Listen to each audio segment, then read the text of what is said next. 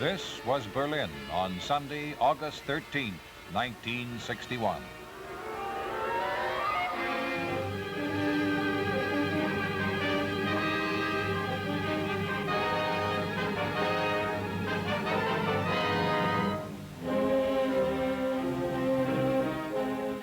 Since the end of World War II, 4 million people had fled communist East Germany.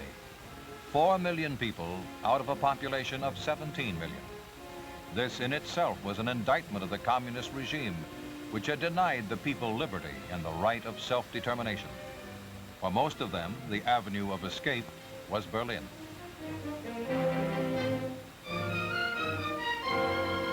Statistics show that the number of refugees rose sharply every time the Russian-sponsored regime threatened and imposed restrictions on the people, curtailed their freedom, and neglected their welfare. Because of solemn international agreements and the force of world opinion, these men, women, and children were able to seek asylum in West Berlin.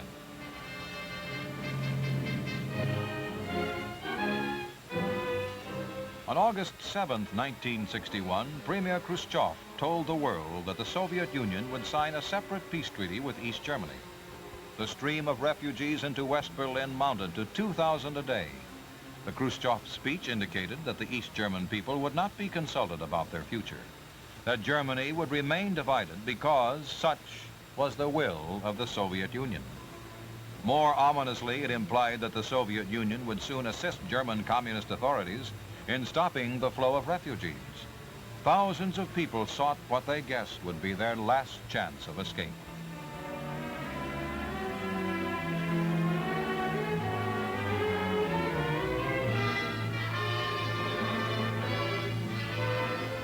This is a map of divided Germany, west and east, free and communist. And there is Berlin. In West Berlin, in the days immediately following Khrushchev's speech, life seemed nearly normal, but the increased flow of refugees was becoming daily more embarrassing to Moscow and the East German regime. On the dividing line between West and East Berlin, this was the sight that greeted Berliners on the morning of Sunday, August 13th. East German police and military units were busy sealing the entire length of the city's dividing line with barricades and obstructions.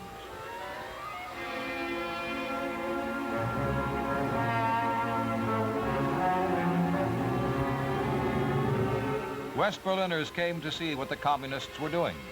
It was announced that the East German authorities had banned all travel from East to West Berlin. The refugees could no longer cross into the western sector. It was incredible how any regime could so publicly admit its failure to hold the allegiance of its citizens. The news spread like wildfire. East Berlin sealed off. Soviet tanks at Berlin borders. 2 Russian divisions had taken up positions around the city, a show of force to discourage any popular demonstrations. At Brandenburg Gate, drilling machines cut across the thoroughfares linking East and West Berlin. East German communist police and military units began massing at the Brandenburg Gate.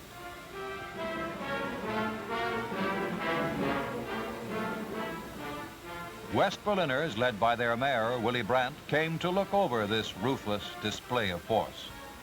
The communists announced they would bar over 53,000 East Berliners from access to their jobs in West Berlin.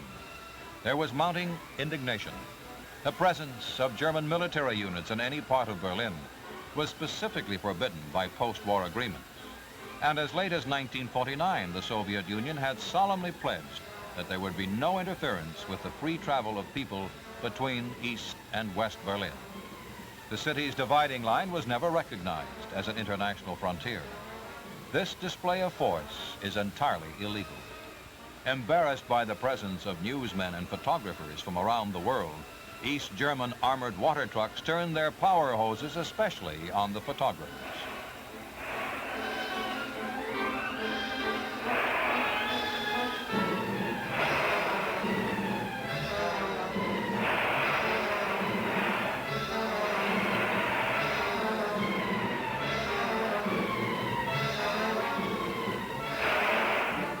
the Soviets have now made clear their determination to prevent people from fleeing the communist paradise. The troops advance to the very edge of the dividing line. Even they seem uneasy about what they have been ordered to do here in full view of the world, in full view of their fellow Germans and Berliners, who taunt them with contempt and derision.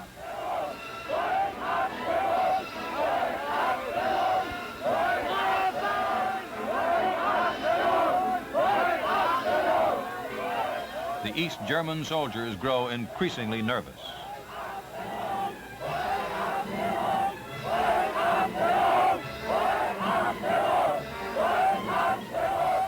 In 1953, it had been Russian troops who had faced the anger of the Berliners during the great uprising in East Germany. Now the soldiers of the puppet regime face the unpleasant task.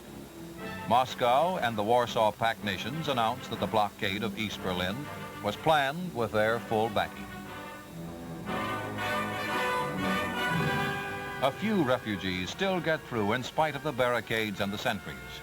In this dramatic picture, you see an East German soldier waiting for the moment when his comrades fail in their vigilance to make his leap for freedom across the barricade.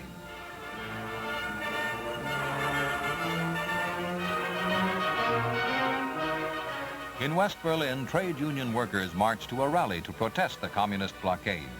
Citizens gather from all parts of the free city for one of the biggest mass meetings ever seen in Berlin.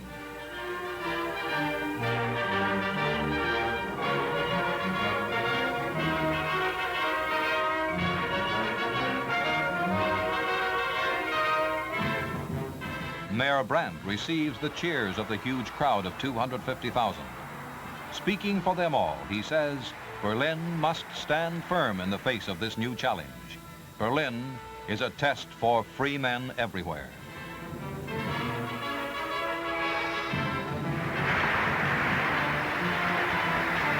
At Potsdamer Platz, another landmark of divided Berlin, communist units build a concrete wall.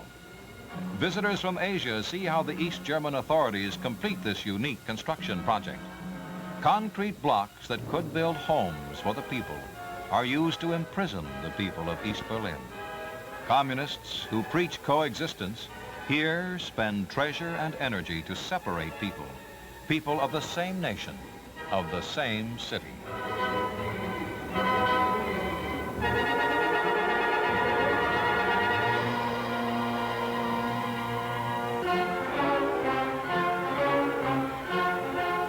In Berlin, communists who say they support self-determination for all nations deny it to the East German people. The fact is that there is nothing but contempt for people's right to self-expression.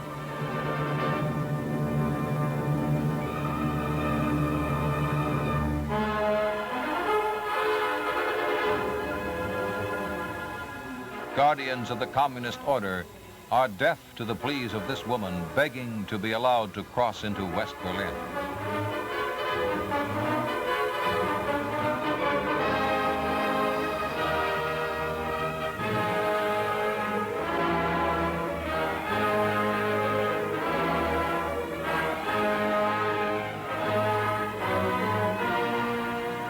The real tragedy of East Berlin is written in the faces of human beings who are denied the freedom to choose, to think, to speak, to cross from one part of a city to another, to claim their country as their own. This is the new colonialism of the 20th century.